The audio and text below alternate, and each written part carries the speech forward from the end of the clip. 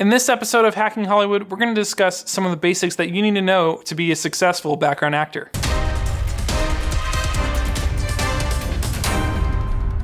Hey everybody, I'm Noah from Hacking Hollywood, the show that's dedicated to teaching you the tips and tricks to be successful in your Hollywood career. The first point I want to make about background acting is you are to listen 10 times more than you speak. Wow, that's a big thought. Listen more than you speak. Usually there's 1 or 2 PAs to 20, 40, maybe even 50 background on a day.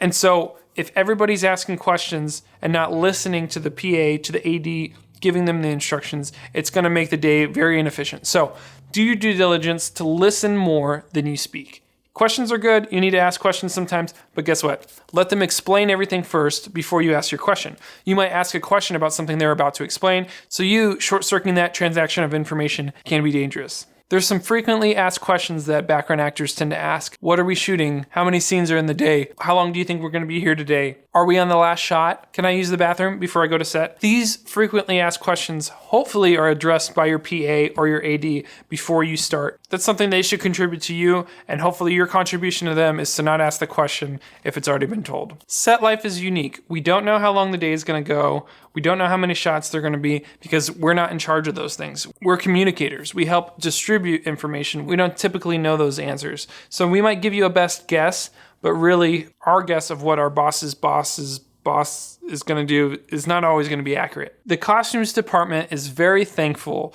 when you bring multiple clothes options. Bringing clothing options is a big plus. I would even say a requirement. Having a suit, having something nice, having something dressed down, ready to go in your car gives you a big advantage to a lot of the other background actors who don't have those things.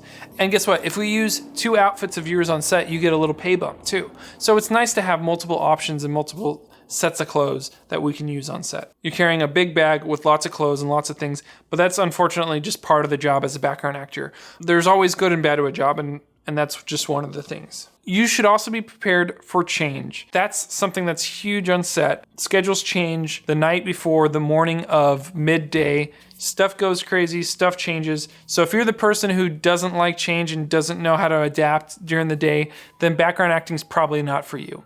But if you're flexible, if you're understanding, if you have some patience, you have a greater chance of success being a background actor. Please remember that your background. So you're not supposed to draw a lot of attention. You're not supposed to be the center of focus. You're supposed to set the scene and make it look like the place that we are pretending to shoot in. So that means no high fives, no big gestures, no overplaying or overacting. 9 times out of 10, the sound department, the ADs want you to mime or mimic talking. That means you're moving your mouth without making any words. Some people try to whisper, but it's actually better if you just mime it and fake it. If you're at a keyboard, don't actually hit the keys. We don't want to have any noise. That's another thing to keep in mind is if there's 100 people on set and everybody's touching a keyboard, it's going to be really hard to hear the actor in the audio. The same thing when we're at a club. There might be some lead-in music, but usually they cut the music out so we can actually hear the dialogue and record it clean. That way when they go to edit it, they can cut it up however they want. Maybe you're an experienced background actor and you have some tips that I missed. Please give us a comment below and let us know what kind of tips that you have for a newbie background actor. Thanks for watching, and if you got something out of this video, please like or subscribe and share this video with a friend. Thanks for watching.